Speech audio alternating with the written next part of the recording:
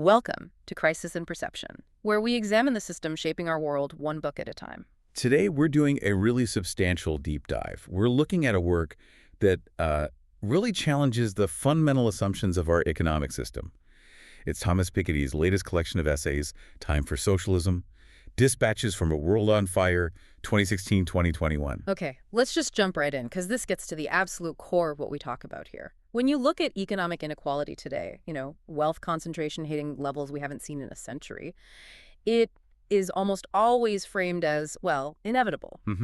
It's framed as natural. Exactly. You hear people say things like, it's just a byproduct of technology, or it's just how the market works, that someone has to be a billionaire because that's, the reward for genius in a global economy. And that framing, that idea of inevitability is, I think, the most important political barrier there is. It's this idea that if you want a dynamic modern economy, well, you just have to accept massive inequality as a side effect. Right. But Piketty's work, especially this collection of essays written over 5 incredibly volatile years, just decisively counters that. He doesn't treat inequality as some natural law of economics. He treats it as a political and institutional system. Something that's built. Something that is built, and therefore something that can be, unbuilt or rebuilt differently.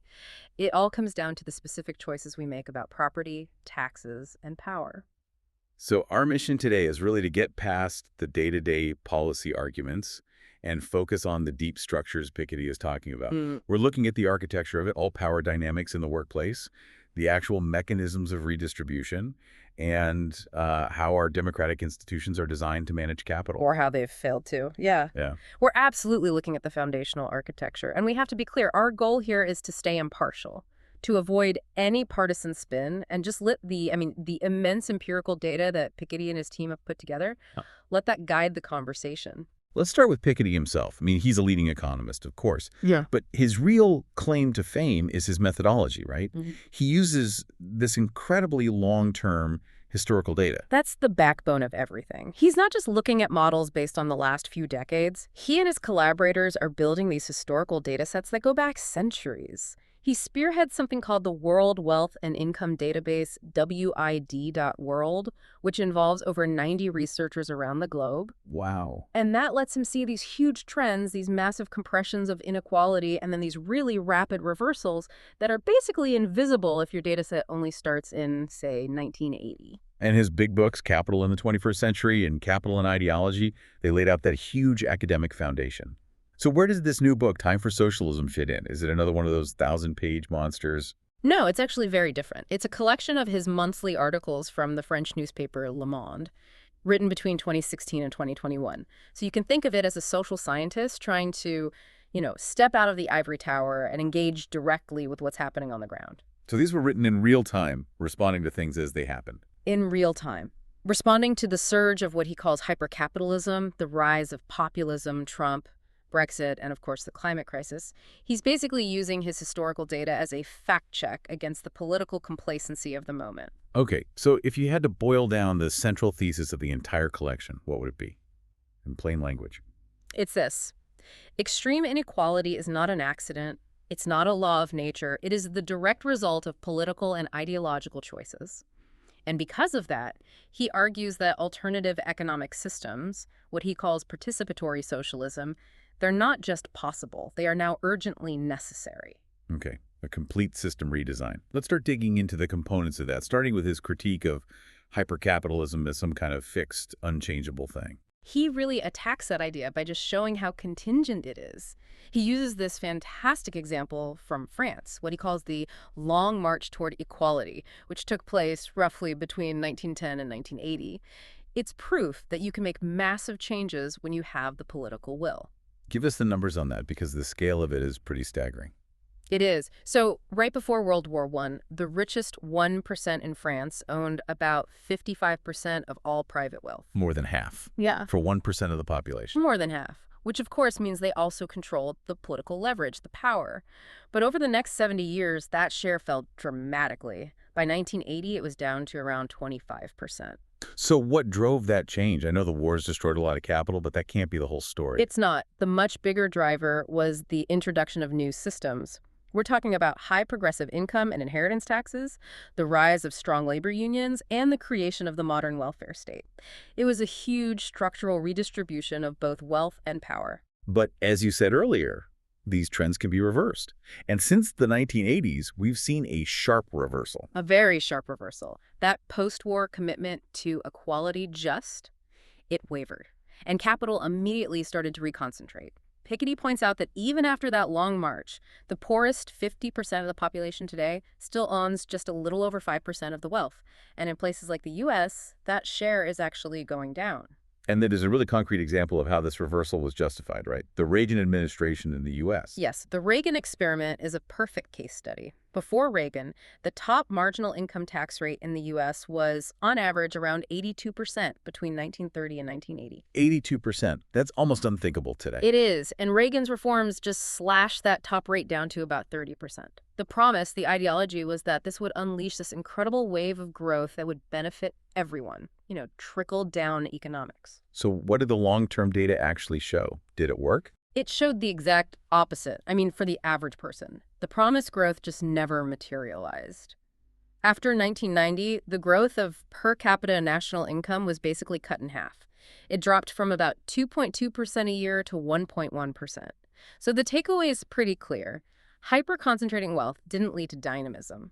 For most people, it led to stagnation. So if the post-1980 system failed, Piketty proposes a completely different structure for taxation, one designed to ensure wealth circulates instead of just accumulating at the top. Exactly. He outlines a system where public revenues would equal about 50% of national income, which, he points out, isn't actually that far from where many Western European countries are right now. The radical part isn't the size of the state, it's how you collect and distribute the money. So how does he break down that 50%? It's split in two. First, you have a small but really powerful slice. 5% of national income would come from progressive property and inheritance taxes. And what's that 5% specifically for? It's exclusively for funding what he calls the Universal Capital Endowment, or UCE. The other 45% of national income would come from progressive income taxes, social contributions, a carbon tax, and that would fund the social state. Health, education, things like that. Let's focus on that UCE, the Universal Capital Endowment. This feels like one of the most provocative ideas in the book, a minimum inheritance for everyone. It is. The idea is to give a pretty substantial lump sum. He throws out a figure like 120,000 euros to every single young adult when they turn, say, 25. And the reason for this is what? What's the structural necessity? It's about power. It's about leverage. If you own nothing, you are completely at the mercy of the labor market. You have to operate from a position of desperation. You have to take whatever job is offered just to pay the rent. Exactly. Piketty says owning nothing forces you to accept any salary, any working conditions, or almost anything. The UCE gives every citizen a baseline of financial independence. It gives them real negotiating power. They can start a business, get more education, or just say no to a bad job. That's a huge shift. It basically reframes capital as a foundational right, not just a reward. But how do you fund it? You mentioned an annual wealth tax. That's a tough political sell. Why not just a stronger inheritance tax? It's all about speed. It's about scale. The problem is that these massive fortunes are growing at like 6 or 7% a year, way faster than the economy. Waiting for someone to die to tax their wealth is just too slow to stop that runaway growth. He has a great quote about that, doesn't he? He does. He says, "We are not going to wait until Bezos or Zuckerberg reach the age of 90 before they begin to pay taxes.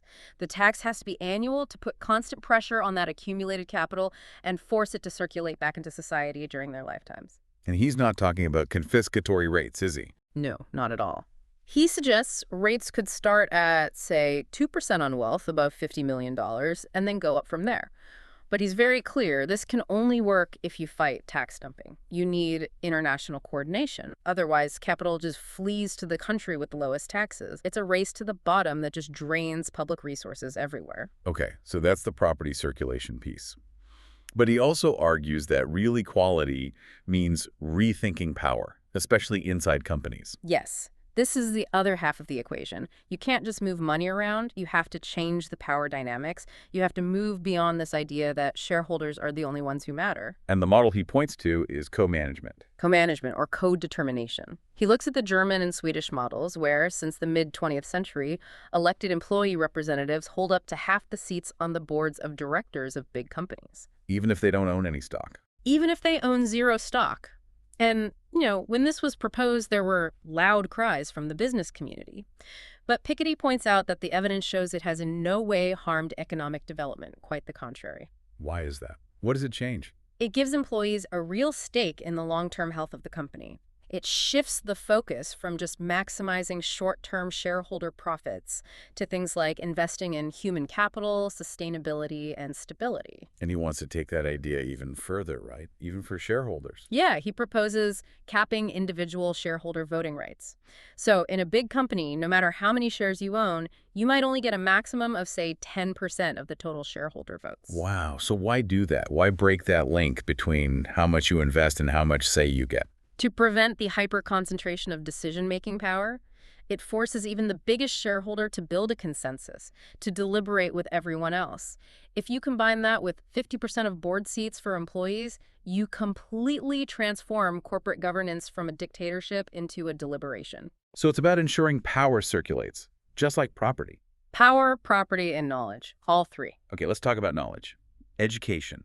He sees this as the absolute engine of equality in the post-war era. It was fundamental. He shows how public spending in Europe just exploded, going from about 10% of national income in the 1910s to 40 or 50% by the 1980s.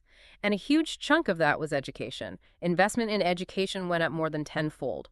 And that created both social mobility and the skilled workforce you need for a modern economy. A powerful dual factor, exactly.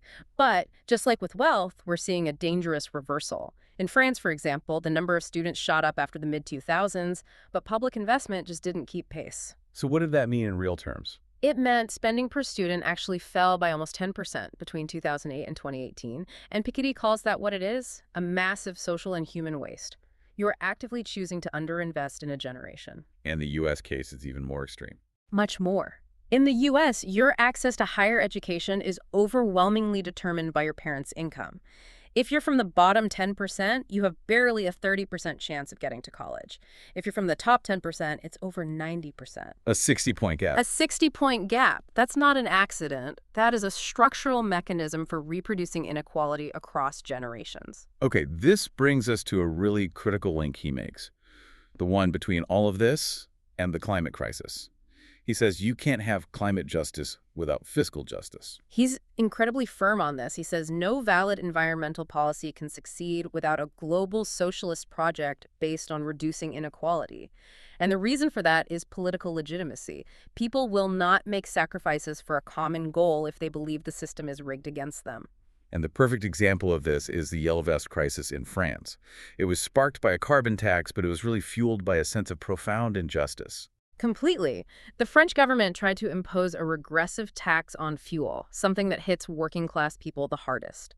At the exact same time, they were abolishing the wealth tax on financial assets for the very rich. The political messaging of that is just terrible. It's explosive. Yeah. The public rightly asked, why are we being asked to pay for the ecological transition while the richest people who have the biggest carbon footprints are getting a tax cut? It exposed the system as being structurally rigged. So to fix this, he says we even need to change how we measure the economy. Getting rid of GDP. Getting rid of GDP and replacing it with national income. And the difference is profound. GDP just measures production. It actually treats depleting our natural resources as a good thing. So if you pump 100 billion euros worth of oil out of the ground, your GDP goes up by 100 billion. But your stock of natural capital went down by the same amount, so your national income hasn't changed at all. And if burning that oil causes climate damage, your real national income is actually negative. It completely reframes extraction as asset depletion, not growth. that's a massive paradigm shift. And he has a tool for the individual level too, right? The carbon card. The individual carbon card, yeah. The idea is everyone gets an annual emissions budget. If you go over your budget, you get taxed heavily. So you're focusing the tax burden on the people with the highest carbon footprints, not just hitting everyone with a blanket fuel tax. It connects wealth, consumption, and responsibility. So it really is a complete systems overhaul. It's taxes, it's corporate power, it's education, it's even how we define success. It's a systemic solution for what he sees as a systemic crisis. Okay, let's zoom out now and do what we do on this channel. Let's map the system he's critiquing, hypercapitalism. Let's look at the actors, the incentives, and the feedback loops. Right. Let's start with the actors. First, you have the states. And Piketty's point is that states, especially inside a bloc like the EU, are often trapped by their own rules. He talks about the EU's 2012 budgetary treaty, the TSCG. It mandates a maximum deficit of 0.5% of GDP. That sounds like jargon, but what does it actually mean for a country? It means permanent austerity. Look, if your country's debt is at 100% of GDP, which is pretty normal, and you're paying, say, 4% interest, that's 4% of your GDP gone right away just on interest payments. To get your total deficit down to 0.5%, you have to run a primary surplus of 3.5%. Meaning you have to take in 3.5% more in taxes than you spend on everything else. Hospitals, schools, roads, just to service the debt. Year after year after year, it makes any kind of large-scale public investment basically impossible. It's a political choice to hamstring the state. Which, of course, benefits the second key actor, the financial elites. Who exploit these systems. They use tax havens and opaque international banking to shield their wealth from democratic accountability. Yeah. I mean, the example from Russia is just stunning. The estimated offshore assets held by wealthy Russians is more than Russia's entire annual GDP. An entire year's worth of the country's economic output, just hidden offshore. It's kleptocracy on a global scale. Yeah. And it's enabled by the third set of actors, the transnational institutions, which are often designed to fail. In the EU, you need unanimity on tax policy. So any single country can veto a plan for a common, fair tax rate. Which creates a powerful incentive for a race to the bottom. Smaller countries are incentivized to slash their corporate tax rates to attract capital, and the whole bloc is prevented from acting together. And the core incentive driving all of this is capital mobility, the threat that money will just leave if you try to tax it fairly. It's an incredibly powerful threat, and governments accommodate it. They'd rather have lower tax revenue than risk capital flight. And to justify this, they rely on these powerful narratives of preservation. The idea of meritocracy, that the wealthy are job creators or lead climbers. Exactly. It's a narrative that frames wealth concentration as a social good, so taxing it becomes seen as an act of economic self-harm rather than a democratic necessity. Yeah, and all of this creates a self-reinforcing destructive feedback loop. Can you map that out for us? Sure. It starts with extreme wealth concentration. That concentration buys political influence and capture through lobbying, campaign donations, and so on. That influence leads to policies that favor the elites, tax cuts for the rich, austerity for everyone else. Those policies create even more inequality, which reinforces the initial concentration of wealth. And the loop starts all over again. The system feeds itself. It does, and the data is clear. In France, the largest financial assets grew 5 times faster than the economy between 1980 and 2016. That's not dynamism. That is a systemic failure to circulate power and wealth. Which is exactly what his proposals for participatory socialism are designed to interrupt. They're designed as deliberate countermechanisms to force the permanent circulation of power, property, and knowledge, and to reassert democratic control over the economy. Let's connect this to some present-day realities. Piketty uses the elephant curve to map global inequality. What does that show us? The elephant curve is a powerful visual. It shows income growth across the world from 1980 to 2018. And what you see is that, yes, the global poor and middle class saw some real growth, but the growth for the super rich, the global top 1%, was just dramatically exponentially stronger. So the gap between the top and everyone else just exploded. And this plays out in really stark regional imbalances. We talked about oil wealth in the Middle East. What about Eastern Europe? Eastern Europe is a fascinating case. Since the 1990s, inequality has shot up, and it's been fueled by this massive outflow of profits to Western investors. Take Hungary. Between 2010 and 2016, the amount of money leaving the country each year as profit was equal to 7.2% of its GDP. 7% of their national income just flowing out every year. Every single year. That's capital that isn't being reinvested in Hungary. And that creates this deep and, I think, justified sense of frustration that the system is set up for extraction. Which feeds right into the next big implication. Democratic fragility and the rise of identity politics. When you have that kind of economic stagnation for large parts of the population, it creates the perfect breeding ground for what he calls social nativism. What does he mean by that? It's this ideological cocktail where you combine xenophobia with a kind of resigned acceptance of global capitalism. The political energy shifts away from critiquing the economic system and toward blaming immigrants and foreigners for your problems. And you see this in the changing nature of political parties. The left-wing parties in the US, the UK, France, they used to be the parties of the working class, the less educated voters. And today, they're overwhelmingly the parties of the highly educated. It's a complete flip. This has allowed other parties to capture working class anger by doubling down on identity and nationalism, using cultural conflict to avoid talking about economic justice. Which brings us to another difficult topic he tackles, confronting historical injustice. He says you can't separate this from the economic debate. You can't. He argues that the failure to deal with things like slavery and colonialism directly reinforces the inequality we see today. He points to the U.S. failing to deliver 40 acres and a mule to freed slaves after the Civil War. Compensation was never paid to the slaves, but it was paid to the slave owners in Britain and France when slavery was abolished. And the example of Haiti is just horrific. It's one of the great historical injustices. After Haiti won its independence through a slave revolt, France forced the new country to pay a massive debt to compensate the French slave owners for their lost property. That debt was equal to 300% of Haiti's GDP. 300%. They were paying it off until 1950. Piketty argues that this historical crime continues to fuel instability today, and that Haiti's claim for reparations from France is long overdue. This all leads to the final implication, which is how any proposal for major redistribution is immediately framed as totally unrealistic. He calls this the illusion of unrealistic redistribution, and he just dismantles it with history. Look at the situation after World War II. Countries like France, Germany, and the UK had public debts of 200 to 300% of GDP. So how did they deal with it? It wasn't through decades of austerity. Absolutely not. They got rid of it quickly through a mix of debt cancellation, inflation, and one-off special taxes on private property. It was a massive financial reset that allowed them to invest and grow. Today, the EU's rules make that kind of solution impossible. It's a deliberate political choice. And he even applies this logic to things like pensions. Yes, he critiques pension systems that just reproduce the inequalities you experience during your working life. He argues for a system that is actively redistributive, that accounts for the fact that poorer people have shorter life expectancies and ensures a dignified retirement for everyone. So the whole system, as it's currently built, is designed to preserve inequality. And his project is to redesign it for circulation and equality. That's the core connection, and it brings us to the broader themes here. The first is that narrow economic models create a narrow political imagination. If the government tells you it's impossible to tax the rich or control capital, what's left to argue about?